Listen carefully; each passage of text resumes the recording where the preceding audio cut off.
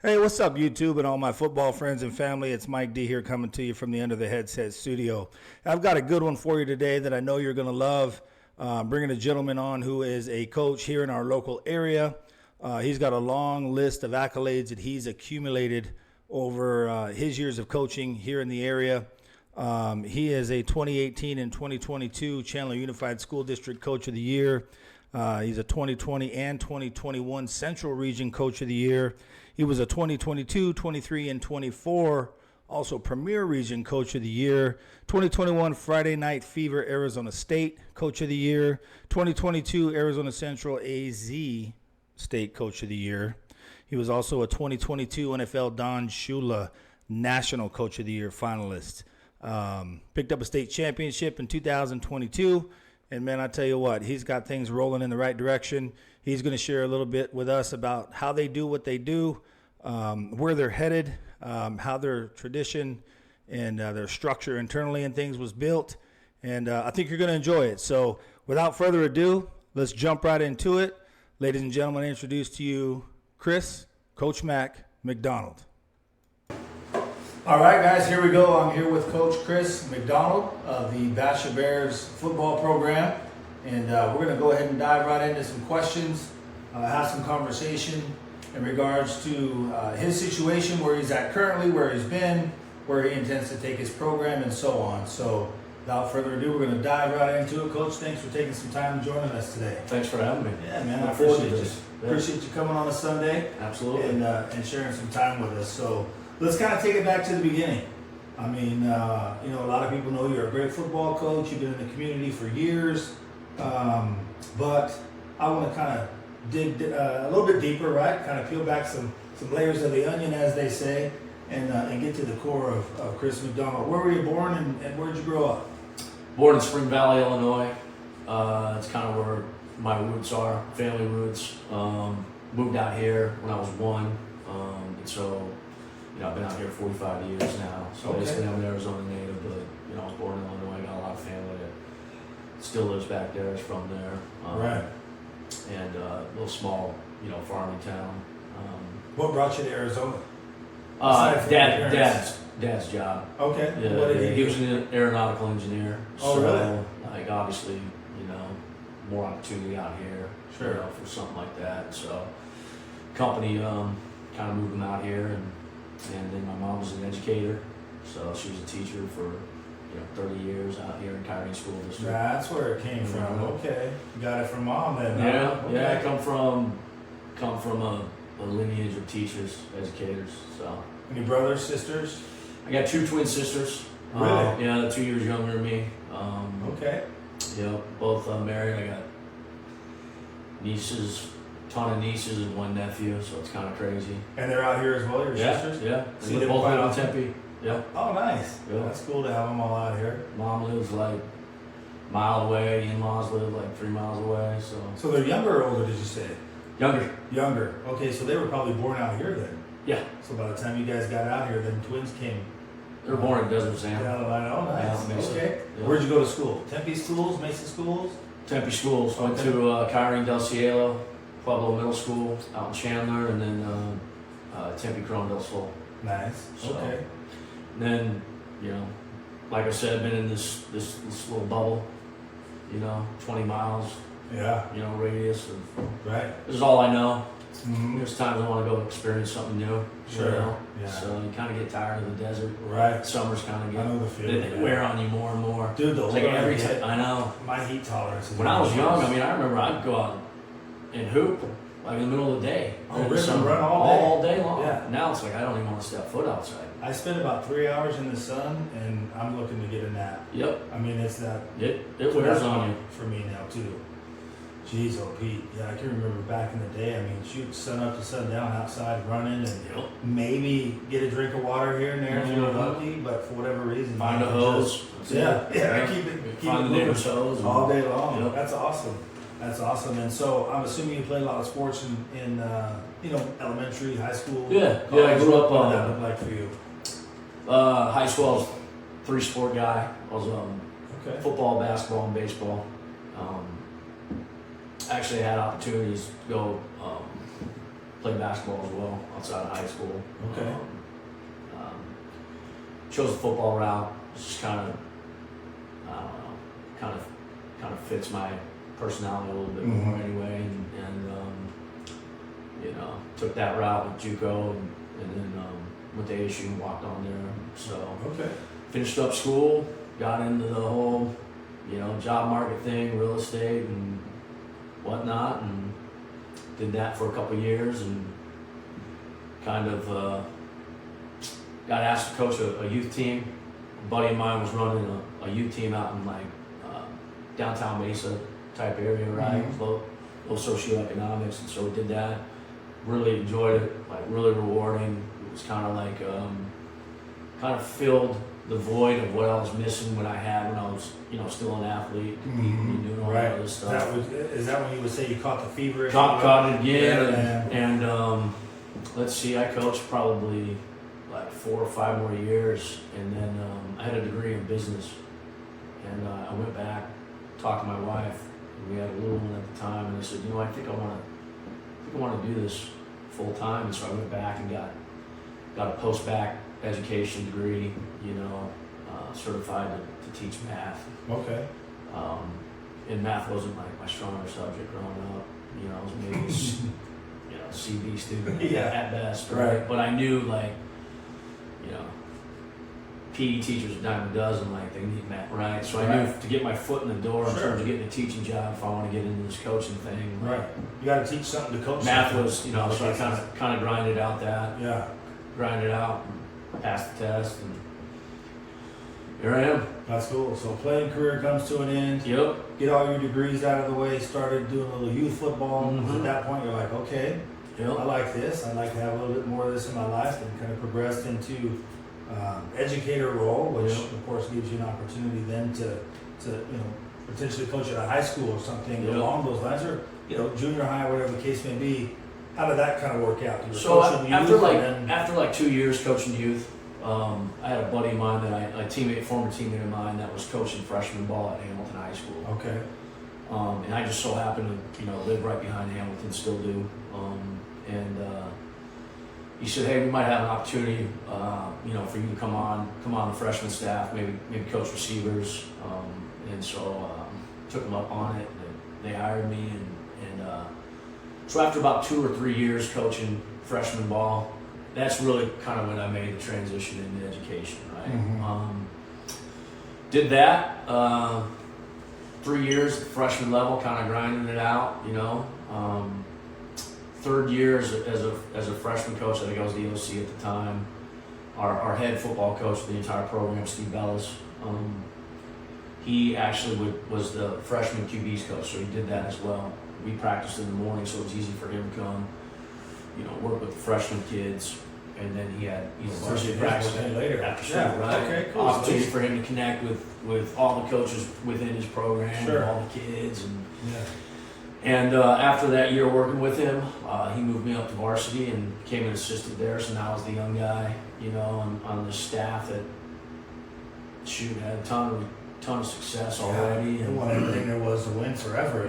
So I got lucky, man, and fell into this opportunity, and those guys, those coaches that kind of helped mold me, right? Like took an active role and helped me like develop as a coach too. Right. I knew that was kind of my ambition, right? So just super thankful for those guys, and you know, now I'm in a position where I'm trying to do the same thing to others that they did for me, and still get the opportunity to mentor kids, and so have that chance to kind of give back what someone gave to you. Each one teach one, as they say, right? That's cool. Well, that's exciting.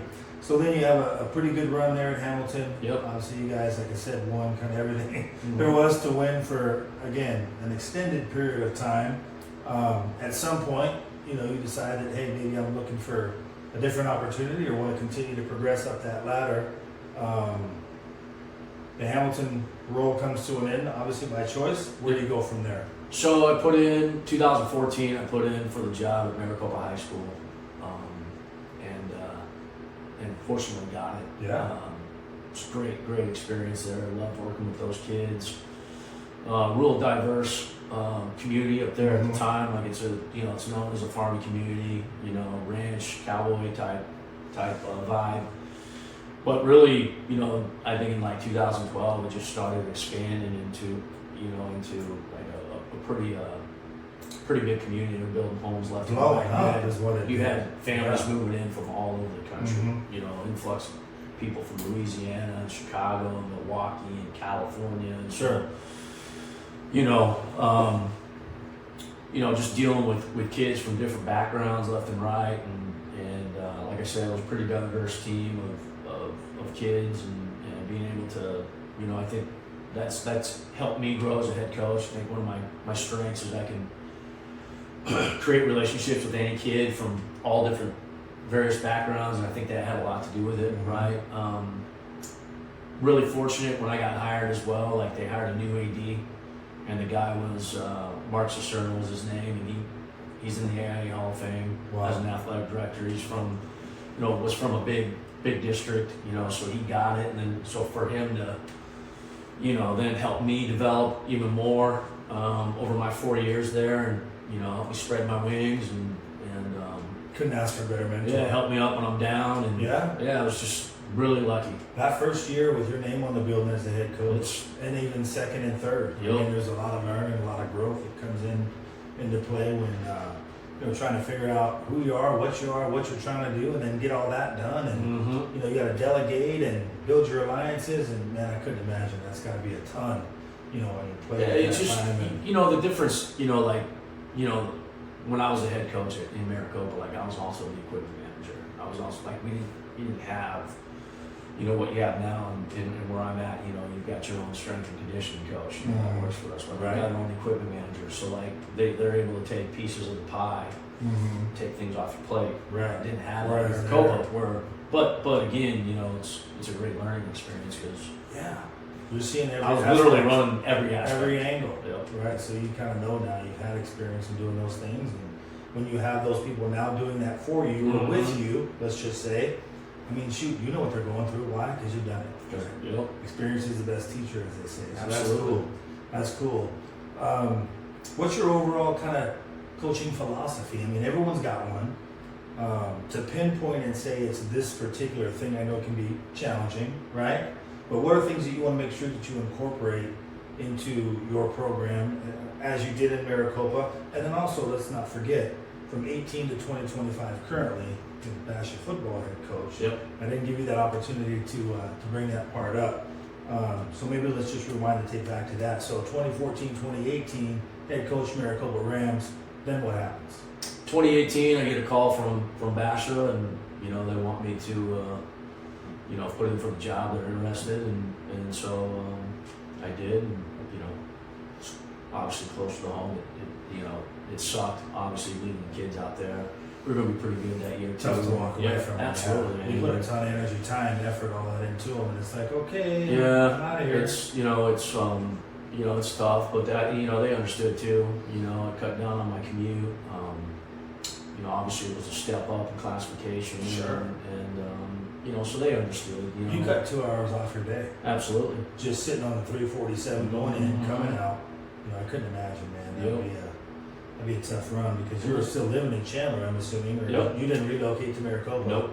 Dude, so you're commuting 4 years back and forth. Wow. So a lot of miles on the car. Yeah. It was good. Like it gave time. Like the one thing I did like is you kind of like decompress coming back. That's true. Day coming back from practice.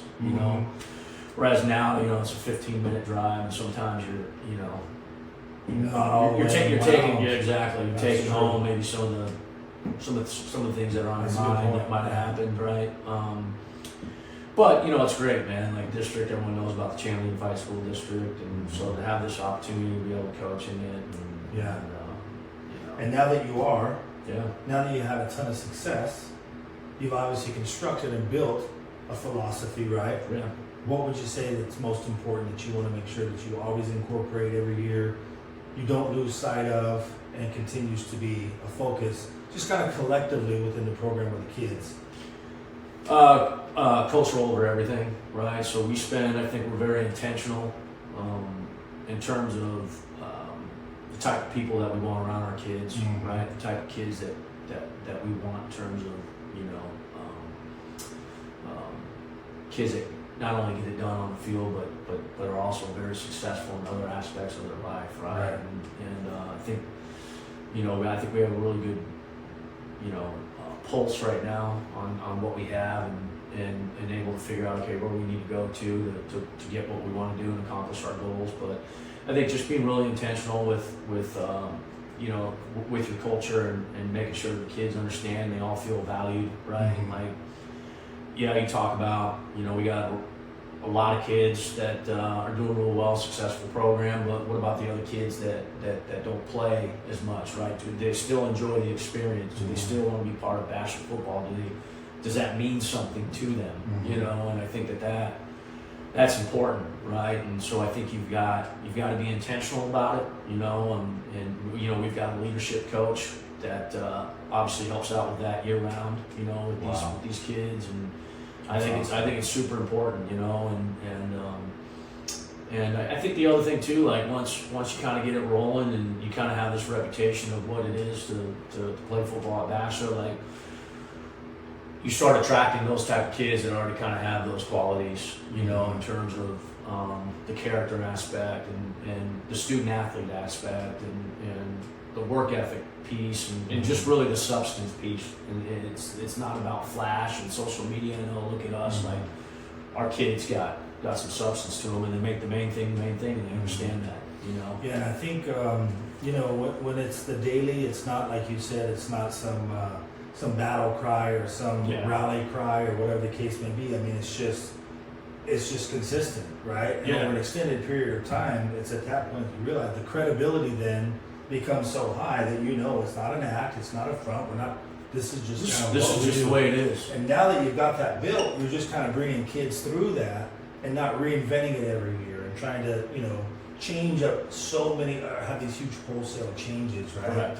You've got the structure and the balance built. Now it's just bringing the kids through it. The other cool thing that I liked that you said there was, you know, maybe the ones that don't get a ton of notoriety, they may not be, you know, in the newspaper or on the radio all the time. There's still a lot of good kids in that program, and the question is, what are they getting? Sure. Are they going to be able to take some of the things that they learned here within our organization, your organization, to be better men, be better leaders, be better husbands and fathers? You know what I mean? Absolutely. And those kinds of things. And so it's cool to not lose sight of that. Winning games, everybody wants to do it. Sure. Everybody starts out, we want to go 10-0. Okay, cool. But how do we get there? And what are we also providing as we go, you know, down that path trying to get there? So yeah, that's really cool. You know, we preach, you know, like not everyone's going to be best friends. Everybody's got their clique of friends that they hang out with on every team in every single locker room. But I think everybody's got an amount of respect for each other because, you know, you're battling together, man. You're up at camp, and dog days of summer, you know, blood, sweat, and tears, and so like. It's, you know, the kids don't know it now, they'll realize it in 10 years, but we continue the message, you know, hey, look, guys, 10 years from now, man, no one's going to remember how many catches so-and-so had, how many tackles so-and-so had. So what you guys are going to remember is, like, you know, being in the foxhole together. And, like, trying to accomplish something together, right? And just being out there daily, it's 114 degrees for player A, but it's also for B, C, D, E, and F. All of them. Like, they're all going through. Regardless if you're the best player on the team or the worst. They're all embracing so they stuff, all, right? yeah. And that's so, what they and do. that's what you want. That's what you want. That's what you work towards, right? Is making sure that we're whole, right? And the kids understand, hey, like we're only as strong as our weakest link, right? Sure. So like, we got to all pick each other up. That's what forges the bond, right? Absolutely. It kind of creates that connection and strengthens, you know, the connections with those guys. That's awesome. I love to hear that because it can be forgotten about having a built-in or an internal character coach. You know, a guy that spends the entire year, not just with football, but I know with, you know, a lot of the other sports. I mean, where do you find that? Yeah, it's just cool to have that the focus being put on that enough to warrant and justify a person in that position, because man, that's just life stuff right there. You know, that's stuff that kids are going to carry on or take on with them forever. You know, like we talked about before. It's just organically happened gradually, right? So we bring on Coach Maddox.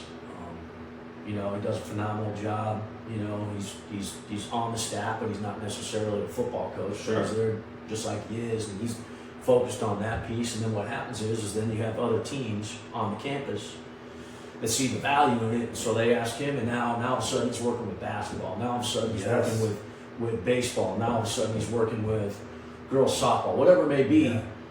And so now you've got an athletic department Mm-hmm. of teams and kids that are hearing the same message. Right. Now they're going out into the school, Sure. and they're leaders within the campus, and they're all hearing the same That's how you message. build it, right? That's how it happens. Consistency. And then, you know, I think He's stitched into the fabric now. absolutely. Collective And then across it the creates board. other opportunities for him as well, like Right. you know, because That's really cool. yeah, We're gonna have him on here in the next couple of days, by the way. great guy. I'm excited to Yeah. have him in here. Great guy. And talk about what he does and how he does Absolutely. what he does. And so, Coach, I know that you know, as of today, right? You've been through your 7-on-7 periods. You've probably done. Well, I know you've done all your spring stuff. I know you have some youth camps where you bring young guys in and kind of work through their and teach them some things, right? So your older kids are out there at the same time. All that. Fast forward the tape. Here we are, end of July, right? With the season right around the corner, with practice truly beginning, as they say, on August 4th. I know you've been working up until then. Once you get there, what does a normal week look like? How do you guys go about your weeks? Preseason, you know, it's 6 days a week, obviously, with 6 practices. So you practice them on Saturday as well. You know, our governing body, you got to meet certain requirements, right? You got to go 3 days in the helmet before you can graduate to 3 days in helmet and shoulder pads before you can graduate to full pads, right? And so, you know, you got to make sure that you're getting your Monday through Saturday, especially that first week, so that following Monday you can start, you know, in full pads and really get cracking, you Right. know. But you know, it's you know, preseason's obviously a lot of install, right? It's showing up fundamentals and technique and kind of putting all the pieces together for that first game, right? Sure. And putting that puzzle together and you know, a typical week, you know, in season, you know, it's still 6 days a week, but Saturdays now, you know, it's kind of putting closure on the night before, right? Going over the good, the bad, the ugly, Yeah. kind of flushing that Capping down that the week toilet, off, yeah, whatever, you know, and then, you know, when they come back Monday, you know, we've already kind of put closure on that, Sure. on what transpired. Now our focus is on this, Right. And so, you know, for coaches, it's 7 days a week because now we're still, you know, game planning on Sundays, Mhm. Saturday and Sundays. So Right. it's a grind, you know. Gotta, you know, wife kind of has to hold the house down a little bit more because you know, your time is now allocated more towards other things. Right. So, you know, So Monday, Tuesday, or Monday, Tuesday, we're, you know, it's our heavy bang days, Right. right? Getting after it, kind of installing and going over the game plan of what we need to do, and what we need to accomplish, and whatnot, and kind of tailor it down. Wednesdays, you know, are more group competition, situational periods, things like that. right. You know, Thursdays, game simulation, you know, in and out. You know, I don't want the kids there long, maybe an hour, but we're really running through basically what a game would look like, making Yeah. sure everything's organized, getting special team Smart. units on and off, you know, and really kind of a mini scrimmage, if you will, you know, and then, you know, Friday man. we're playing. We know what's happening on that day. Yep, Time to get after it. yep. Yeah. Well, it feels like it's forever down the road. Never ends up being forever down the road. It's like right now. I mean, practice starts for you August 4th, Yeah, and you're kicking off Friday night in what feels like a matter of 5 days. sure. They may be 3 weeks, but it's like boom, it goes so quick, it runs together. You've got enough time to prepare, but you always think you don't have enough time to prepare. That's Yeah. the thing. Like, Right. gosh, man, I wish I had another week Yeah. before we kick off. But Yeah, in some cases, you're almost, I mean, you might be better off not, because then you can overanalyze and overthink and try to do too much. So, yeah, that's keep it it's simple. a delicate balance, right? Right. Of trying to make sure we're not getting paralysis by analysis, but at the same time. You don't want to throw too much in. Yeah, you Like don't wanna the miss beginning. stuff. Like, let's just get good at what we do. Right. And There you go. Let's roll. refine it from last week and keep adding to it a little bit as you go. That's a smart way to go. I know education is extremely important, right? To making the complete athlete, which I know is a big focus of you and your program. Sharpening both sides of the sword, as they say, right? We got some pretty athletic dudes, how are we in the classroom? What's your team's GPA? Let's just say last year. Any idea what it was? Our program GPA was 3.34, Wow. which is exceptional. That's all levels. Yeah. So It was 162 kids 3.4. Holy smokes. last year. So 162.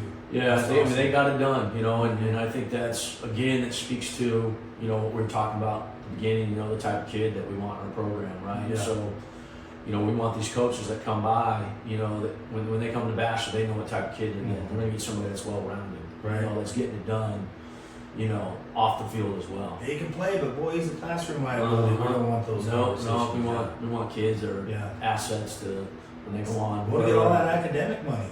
That might be a big part of what makes their scholarship, right? Sure. The more academic money they get, the less has to come out of the athletics budget. And now I can provide more to Johnny than I can to Steven because he's a 3.5 and he's a 2.7, right? I mean, Yep. that stuff's all tiered. Yeah. You know what I mean? So that's cool. And it just the other thing too, man. It just it creates so many more openings. When your GPA is high. Sure it Right? does. Like it doesn't minimize. Every time when your GPA is lower, it just kind of shuts doors. It sure does. It minimizes what Yeah. you can do. I mean, because you want to try to keep that thing as wide and as broad as you can because Sure. of the competitive environment that it is already, right? The last thing you want to do, the worst thing you can do is condense that thing down to where, shoot, man, you've got a small window to operate in and not a lot of opportunities come in them small windows, right? More are going to be in the big ones, right? I respect and Kids understand got that. That's a big deal. they want to cast the biggest net. That's a great Part way of to say that it. is part of that is obviously what you're doing. The higher the GPA, the wider your range, right? I guess that's awesome. 3.4. Wow, that's impressive. I know with social media and things, the proverbial role of the head coach, as far as how he goes about getting exposure for his kids, isn't as great maybe as it once was.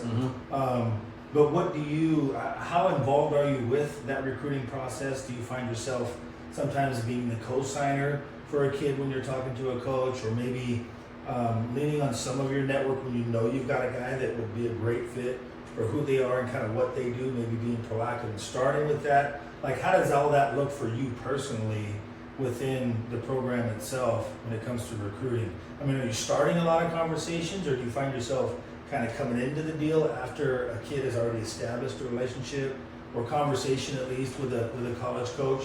Like, tell us a little bit about how that kind of looks for you guys. Well, when I first started coaching, or with my first head job, it was more of initiating the conversation, initiating the exposure for the kids, right? Coming from Hamilton, those years we sent a lot of kids out to play at the next level, so I knew what it looked like.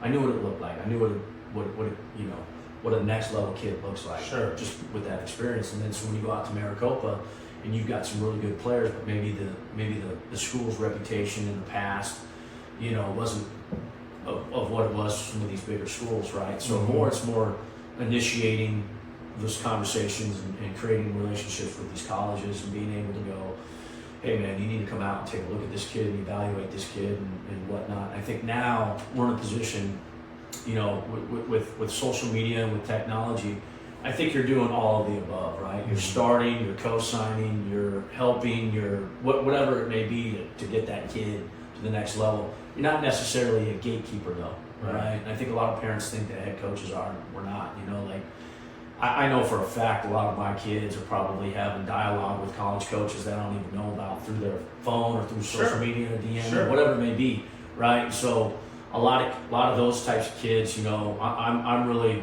the guy that they're coming and they're hey, pulling transcripts for the coach and what is he like, in the locker room, what is he like in the weight room, kind of giving them that feedback that kind of really puts the ball on the president, and I think we've had so much success over the last 4 or 5 years that we've kind of created a reputation, like I said, where coaches know what type of kid they're recruiting from Basher, right? So it's an easy stop for them because they know more than likely this kid's going to be a high character kid. They know this kid's getting leadership training, character training. They know that he's probably a good student in the classroom because 3.4. Because all our kids have done such a great job, kind of creating that You're making it that easy net for them, foundation, man. and the kids really, So you know, the kids buy into the platform that we have, you know, that I think helps kids, you know, if you buy into it and you grind it and you treat it like a business opportunity, like, then that's what you're going to get. You're going to have success. You're going to have these opportunities, these doors, these windows are going to be open for you to go and use football as an opportunity to get your college paid for.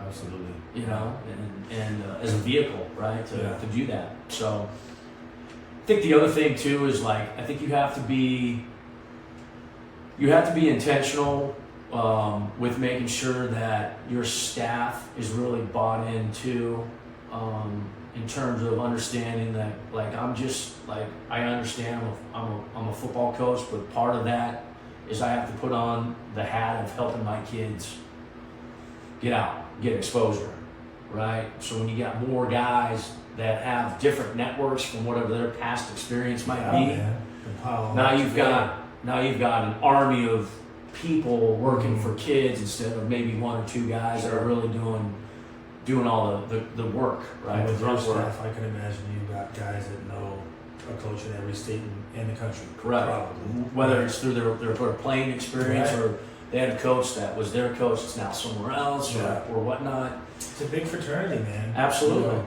And so, you know, you do that. You know, we've got a coach that is specifically our recruiting coordinator. So, like, he oversees that piece with myself and making sure that we're doing what we're supposed to do. And obviously, he was a former head coach that sent kids on. So he's got his network of people that ton of experience, I would imagine, too. And that's the good thing. All those years, You know, you cast the biggest net, and then these recruiters, man, like, you know, there's some things you can't control. Like, the first three things they're looking at is 3 S's: size, strength, and speed. Right? Right. And you got to check those boxes. Right. And then they're going to look at the other stuff. And then you got to educate the parents. Like, we'll have a parent meeting strictly on recruiting. Right? Like, what are the do's and don'ts? What are some things that have to be done on your guys' end? Sure. Right, and kind of educating them on that process, and some expectations, setting expectations there, and you know, helping guide them with you know, because it's an emotional roller coaster for a lot of these parents too, with their kids. Yeah. So being able to just kind of set parameters, and you know. So along the topic, or I guess within the topic of recruiting, tell me a little bit about the Jamboree. I know the district puts on an event. For those that maybe haven't heard about that or aren't familiar with kind of what it does, what it's designed to do, talk to me a little bit about the Jamboree that the district puts on for all the 6 district schools that we have here in their football programs. So our district, I think it was about 3 or 4 years ago, came up with the idea that we were going to have a Jamboree, which is essentially a practice during the spring recruiting season. We have 6 high schools, and you spend 2 days, three high schools per day, where they're literally, you're practicing during school, and a lot of time, like 9 o'clock school A practices, 11 o'clock school B practices, 1 o'clock school C practices, Gotcha. right? And then the next day, you know, 9 o'clock school D practices, right? So what it does is, you know, everybody else, you know, so when it makes it really efficient for a college coach, right? So they come out, they fly out that week, right? And they're able to go and evaluate and watch a practice during the school day where everybody else in the state is in school, right? And so I think, smart. yeah, it's so just, smart. and it just makes it, you know, more efficient for these guys to come out, spend time evaluating kids during the school day with one of our 6 schools, and then being able to focus and go do home visits at night or go to another practice, and it just allows them to kind of organize their day a lot better. And then obviously you have you know, teachers and principals have to buy in on that you know, it's going to be an excused absence for this kid to miss, you know, 2 hours of school for that day, but they understand the big picture. Like, there's an opportunity for this kid to get exposure and potentially, you know, essentially get money thrown their way to pay for their school. And like, at the end of the day, isn't that what we all want? Yeah, we're pushing the college message, but now we're pushing it from a lot of different angles and allowing it to kind of trick it right and become a reality instead of just talking about it. Now it's like we're being about it, as they say. You know what I mean? That's cool. those guys, if they get on a plane and come to Arizona, they're coming to Basha. Sure. Sounds like you become a must see Yep. or a must stop, which bodes well for the kids in the program. I know you've got a lot of guys currently Mm-hmm. with opportunities to go play at that next level, whether it be NAIA all the way up to Power 5. We're talking Alabama, Oklahoma, Ohio State.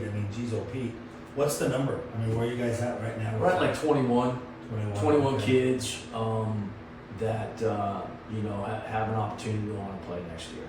Right? It's and I think by the time the season ends, we'll probably have another 5 or 6 kids that Sounds have about right. opportunities to go and play somewhere, right? And A lot of guys still a little unsure, maybe on a guy, or Sure. just waiting to see some tape. Maybe didn't play a ton last year, don't have a lot of film on him.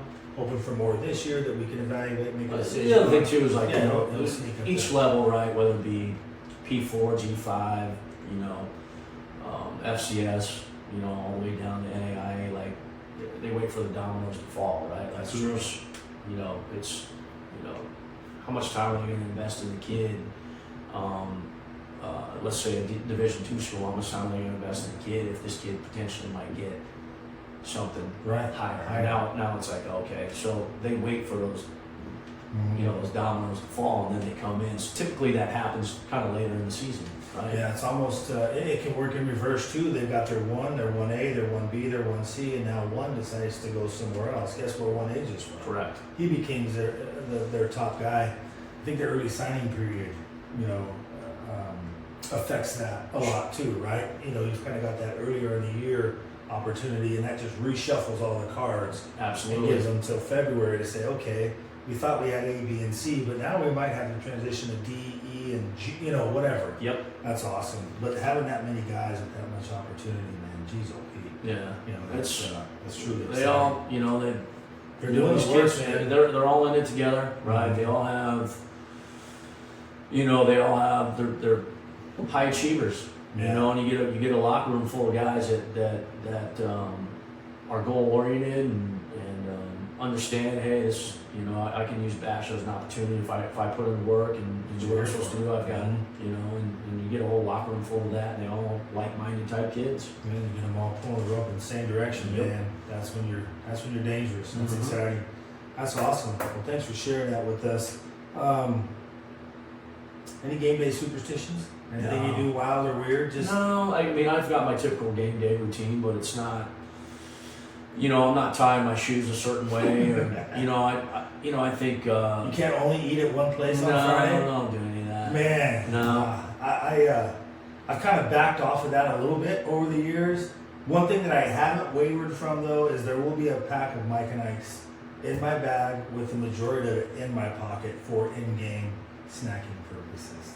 Love those things, man. Just because I get nervous, I think, man, it gives you something to chew on, a little bit of fruity taste, you know. Well, I pound a great monster before every game. Okay, But I don't well, know there if we that's go. superstition. It's more like Just to make sure you can stay awake. I guess. I'm already freaking wired pretty tight. I know the feeling, man. I'm You wild. know, so- I don't need much caffeine that entire day, Mhm. especially late in the day. Man, I have a hard time. You get done with the game, you come home, you're still wound tight. All right, it's 10:30. I'm not going to sleep till 1. I know. Just because you're replaying the whole thing, you're going back through coulda, shoulda, woulda stuff, and just sometimes the energy is so high, right? It just takes a while, man, to get back It to the does. place where you can catch some sleep. And then guess what? Got to get back up and go early the next day. Now I've been up till 1. We're there at 6. I got 4 hours that night, and I ain't working fiddler on Saturday sometimes. But that's why we do what we do, though, man. That's why it's called the grind, I guess, right? Yep. That's awesome. Gotta embrace it. Yeah, man. It's tough at times, but worth it every time. Yes, You it know? is. If you had a reality show and it was based around your team, what would you want the title to be? What would you call it?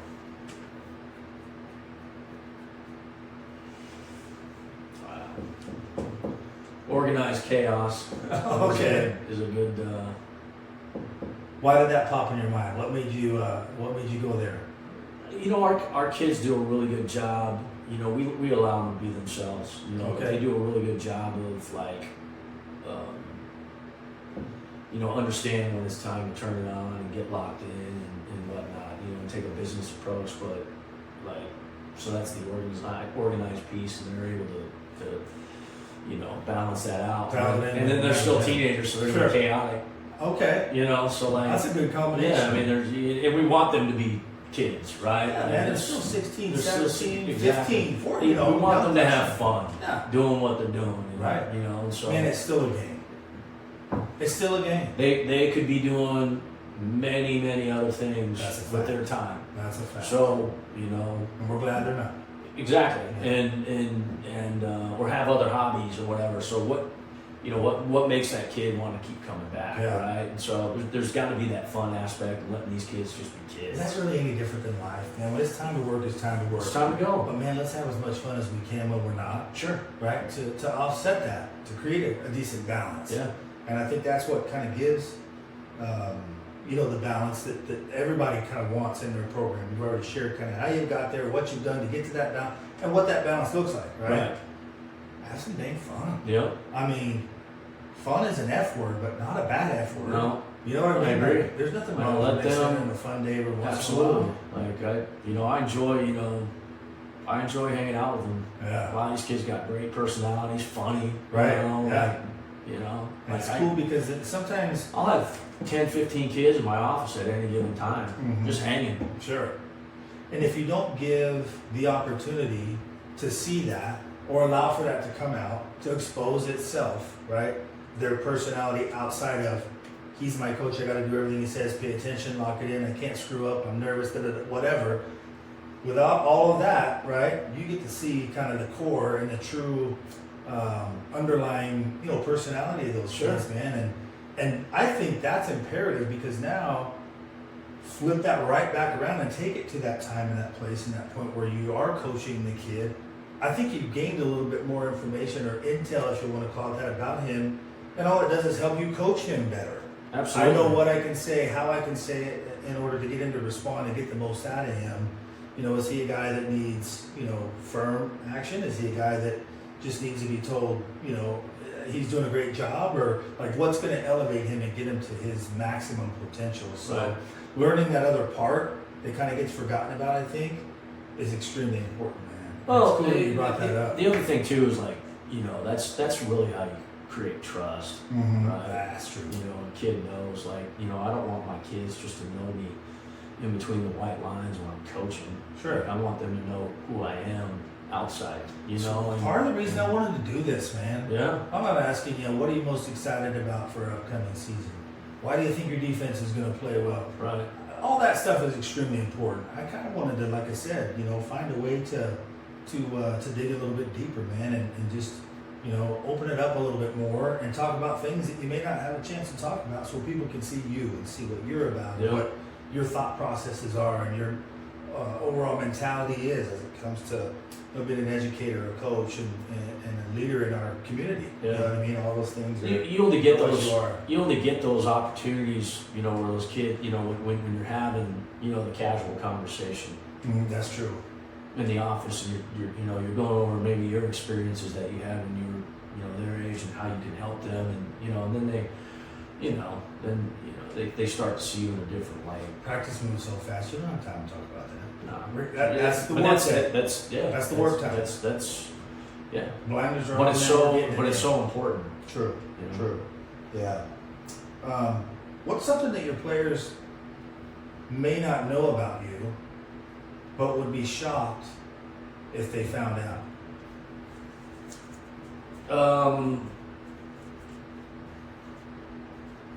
Basketball was my first love. Oh, really? Yeah. Okay. Yeah. So All right, Larry Bird. no. I'm just playing. Yeah, I think I'm just the old head now, right? Mhm. Football coach. They probably don't know. I could probably do some damage on my heart Okay. going up against them. Oh, okay. So You know you're going to get called out for at least 5 one-on-one games. I'm on game. You So You're taking those? oh yeah, absolutely. Okay. And then I think that would probably surprise them a little bit. So if I had to match you up one-on-one, best out of 3 with Coach Roadhouse, the basketball head coach, what's that look like? Well, it'd definitely be a battle. Okay. But I have beaten them every time in horse. Is that right? Yeah, I'm undefeated.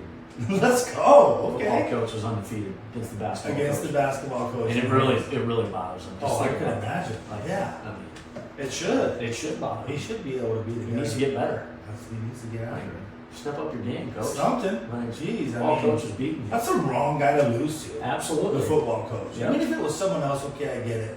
But the football coach, like, he spends all day, every day, his entire life is predicated and revolves around football, and he still, okay. Yeah. And I'm going to tell Coach G next time I see him, you Yeah. better step it up a little bit. I understand you guys have entered into or created, maybe signed, I'm not sure exactly what the right word is, an apparel sponsorship with a very, very reputable brand that I think everyone in America probably knows, everyone in the world knows. Tell us a little bit about that. Who's it with? What's it look like? And kind of how does it work? And maybe how did it come about for you to have the opportunity? So we just signed a sponsorship deal with Jordan, Jumpman Jordan. So they're kind of dipping into, you know, they've obviously dipped into the college level. They've been doing, you know, UCLA and Oklahoma and Michigan for Jordan brand schools. Okay. So now they're dipping into high schools, and you know, they obviously the person that's running the department within Nike reached out and said, hey, we'd like you guys to be the Arizona team, and so what that does is Wow. we're now at Jordan School, so So that's a direct invitation. yeah, so like our coaches, we have to be in Jumpman gear, our players have to be in obviously the Jordan uniforms, and you know, they've it's quite the deal. You know, they've given us money for branding, right, and all that other stuff. So it's just pretty exciting, and you know, it's a testament to the kids in the past, Yeah. you know, that have put Bash Doesn't on just the map. happen. Yeah. And then the current kids, right, and the exposure that these kids are getting, and you know, obviously these companies want to utilize that, and you know, make sure that What a great some of deal that is. our bigger players, right, are, you know, they're repping the Jumpman, right. And there's So- one school? Is it throughout the entire country? I mean, there's one school in Arizona. Right. Is that correct? Correct. Did I have that right? Okay. I believe there's like 100 schools throughout the country. Total. Okay. Wow. You must feel pretty fortunate then. Yeah, That's awesome. yeah. So it's pretty cool. It was quite the investment on their part. So Oh, I can imagine. you know, we've got to obviously, you know, there's a standard we got to meet. We got to make sure that we're upholding it, Yeah. and doing what we've got to do to continue this relationship. So with that, then I'm assuming you're going to have Jumpman uniforms. Pretty much anything and everything the kids have on, Custom, yeah. especially on a Friday, Yep. is going to have the branding. No Yep. different than any other. Sure. Makes sense. Yeah. Okay. And it's That's pretty cool because, you know, obviously, you know, every kid knows what that means. Oh, absolutely. That's a sustainable brand. Absolutely. And one of the most, influential, Yep. popular. Pick an adjective. Michael fits it. Yep. You know, I mean, that's awesome that they took it upon themselves and saw enough value to say, hey, here's where we want to hang our hat and who we want to represent us, man. It kind of gives us, Dude, that's a big deal. kind of gives us an identity, right? That too, of, yeah. Of Yeah. what we're about, and you know, the big thing with Jordan, you know, it was, you know, be legendary, right? Mhm. So, you know, for these kids, it's, you know, become legendary, right? Because we're still in high school, so let's, you know, become Yeah. legendary and kind of use that as a, Yeah. you know, war cry. That's a big deal, man. That's exciting. I'm sure the kids are pumped. Yeah. That they get to wear that gear. I mean, because it's nice stuff too now. Absolutely. Let's not forget. I mean, who doesn't love Jordans? Are probably the most timeless. Well, I don't know. You know the deal. Jordans, man. I mean, Jordans are Jordan. Yeah. We could talk for another hour and still wouldn't do Jordan justice, right? The brand, the shoe, the aura, that surrounds it. Everything that comes with it. Dude, all of it. Yeah. Jordan is Jordan, so that's a big deal. Man, outside of that, dude, I think I pretty much asked everything that I wanted to ask. I'm excited that you stopped in today. It's a Sunday, and you didn't have to be here, but I'm glad you chose to pop in for a little bit and talk I love this. and kind of share, again with people some things that they may not have known, prior to tuning in and checking out this episode Under the Headset. So I appreciate you doing that for us, man, and look forward to continued success. I'm sure that's just a you know, it's something that we know for sure is going to continue to happen, and have a heck of a season, and you know, look forward to watching it as it goes, and can't wait to be a big part of it and enjoy the rest of the year. Absolutely. All Thanks right, for having me. Yep, you got Appreciate it. it.